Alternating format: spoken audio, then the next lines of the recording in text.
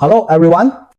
You can probably tell I've gotten visibly tanner. We've switched locations again. So let me chat with you for a bit. We checked out of the Disney resort. The kids were over it. And moved right into the city center. This is Honolulu, Hawaii, the famous downtown. Well, the only downtown. Really, the city isn't that big. Today, we're still going to talk money and the markets. Because, look, if you watch this channel, you know the drill. Truth is, once I planted my flag here, I actually didn't want to talk finance anymore. Why? I've done finance my whole life. Ask me to talk finance, and after a while, I feel unchallenged. Let me give a not perfect analogy. Pick Yang Zhenning, C.N. Yang, legendary nuclear physicist. When he went out to give talks later in life, he preferred not to talk physics. He drifted toward the big floaty stuff, philosophy, life lessons, that sort of thing. It's a human quirk. I'm no exception. Absolutely not. Of course, I can't compare my financial research or war stories. With Yang's achievements, different galaxies. But truths connect across fields. My mom's a great teacher, a middle school teacher. And even she, off the clock, really doesn't want to keep talking shop. Lesson plans, classroom, hacks, all that. Human nature. Same for me. So I avoid finance talk because it feels like work. I'm doing a second venture on YouTube. I'd like it to live in a separate lane from my old job. A proper crossover. So I gravitate toward things we don't need. And the surprise. I was wrong about my audience. I thought you were a fixed crowd. Maybe 30,000 on Bilibili. 50,000 true diehards. And I assumed many of you already got finance. So if I kept circling finance, it'd just be the same wheel, tracks, and you'd be bored. Turns out, nope, just yesterday or the day before. I forget. I broke down a fresh scam about opening US brokerage accounts. And a bunch of you wrote to say, thanks. You were this close to wiring funds. 5, 10, even 20 grand. That shocked me. I didn't think anyone would hear some slick pitch. And immediately dump money in. But it happens. Alright then, saving one person beats building 7 pagodas. And stealing people's money is like stealing their family's future. So, in the spirit of fearless giving, let's talk finance. But I'll come at it from a different angle. An angle even a humanities girl, an engineering girl hack, a sweet summer child can follow. Simple language, deep point. I want this to be nutritious and useful. Never mind the beachwear and the vacation backdrop. The content's serious. Let's cut to it. All finance is born from gambling. At its core, finance is a setup, a game, 一个局. In today's industry, slang in Chinese, people don't say 局 as much, they say 盘子, a plate. Meaning each deal, each case, is a plate.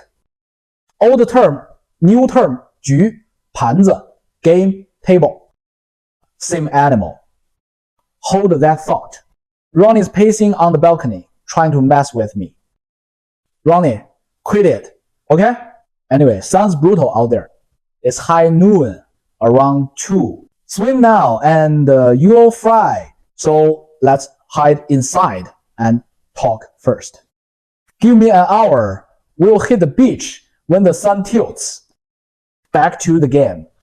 Compared to the old gambling table, finance evolved in one huge way. Think of classic gambling. Mahjong, cards, high-low dice. All the tables have 3 hard limits. First, you always know exactly who won your money. 4 at the Mahjong table 1 wins, 3 lose. The losers hate the winner by name. Second, physical scale.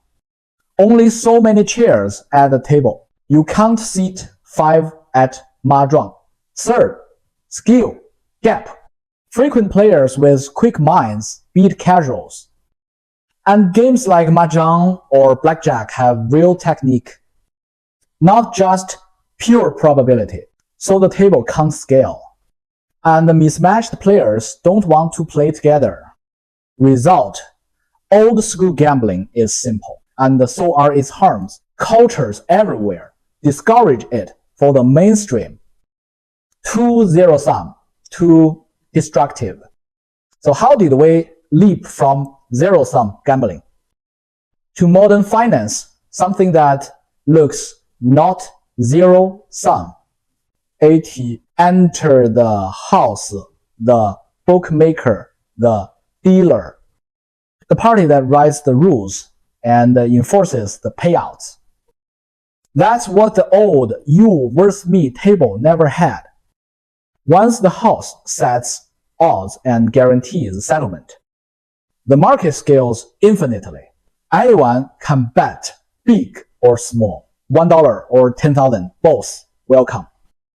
Push that to its full evolution, and you get crypto, stocks, FX, futures, commodities, all variations of the same architecture.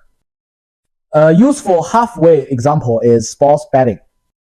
2 teams of uneven strength. The book sets the odds. Not every random person.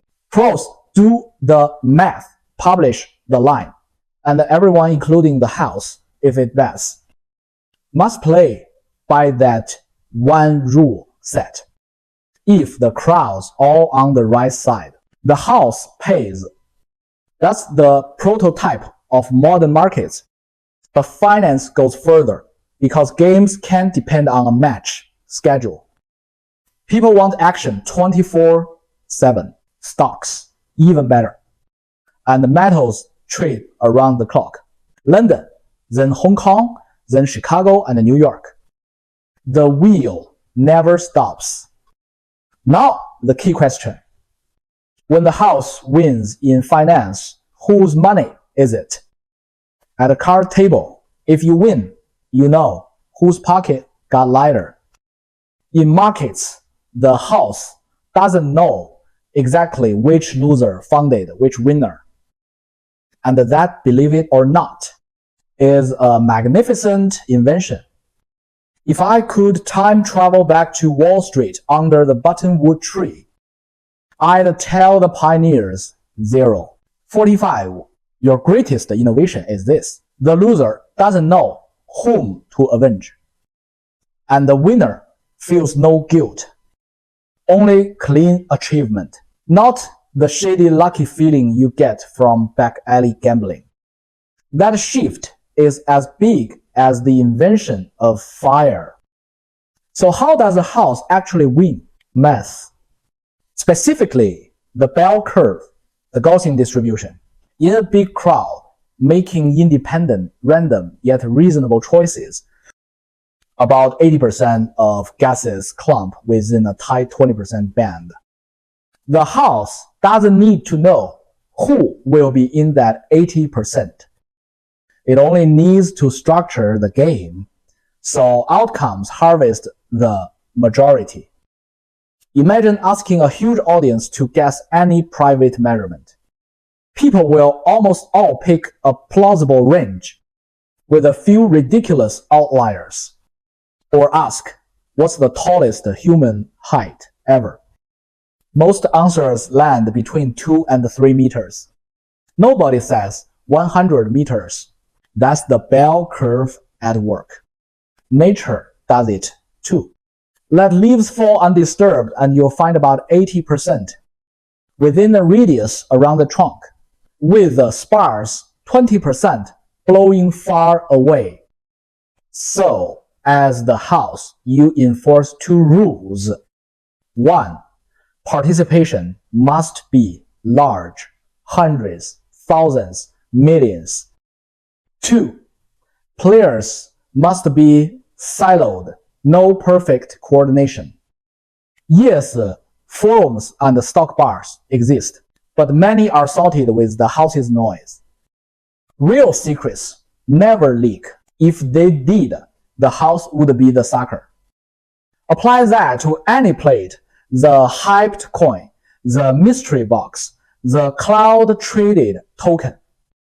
They make money because enough participants say 50,000 boxes sold, and you can harvest daily.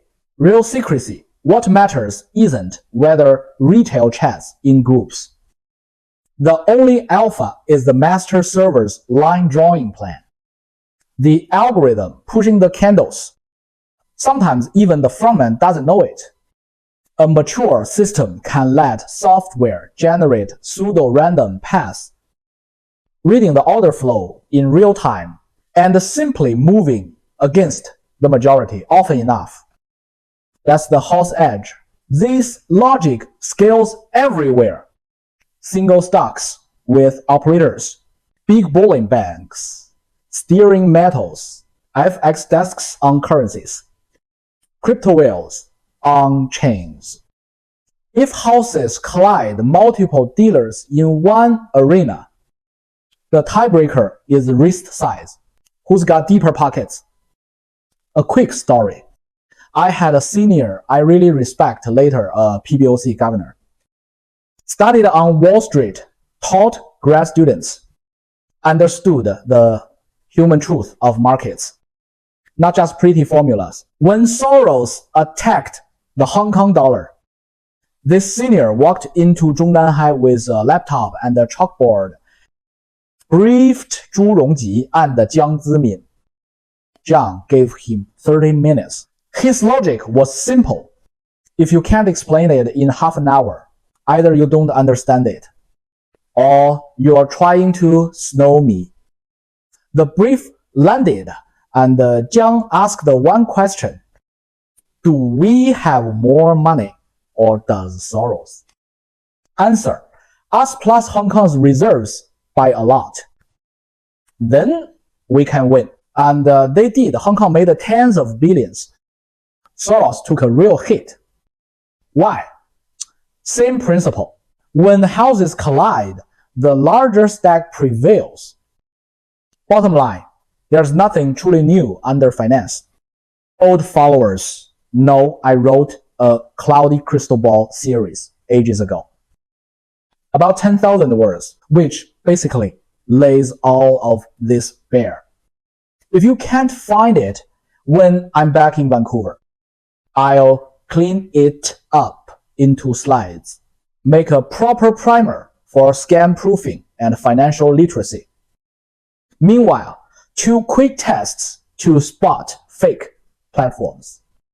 First, can you withdraw? If profits never become cash, red flag.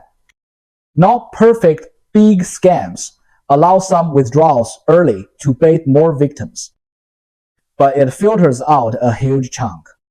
Second, if you own US stocks, do you ever receive shareholder meeting materials? Own decent sized positions in Microsoft, Nvidia, Lockheed, and never once get a proxy email, a PDF, or paper mailed to your account address. It's probably a synthetic virtual ledger, not real custody. Thresholds to receive notices aren't as high as you think. Often, a few tens of thousands of dollars triggers communications. If you've never gotten one, switch brokers. Virtual books are everywhere.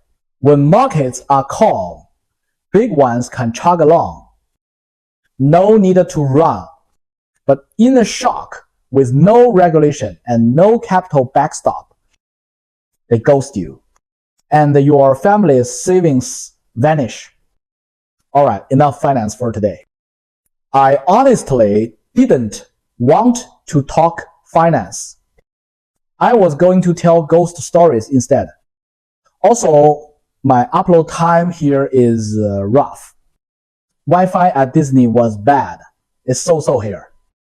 An hour of video takes an hour to upload. Too much hassle, so we'll keep it short. Record more, split it up. See you in the next one. Bye. If you enjoyed this, like, subscribe, hit the bell, and let's break through the censorship wall together. Bye bye.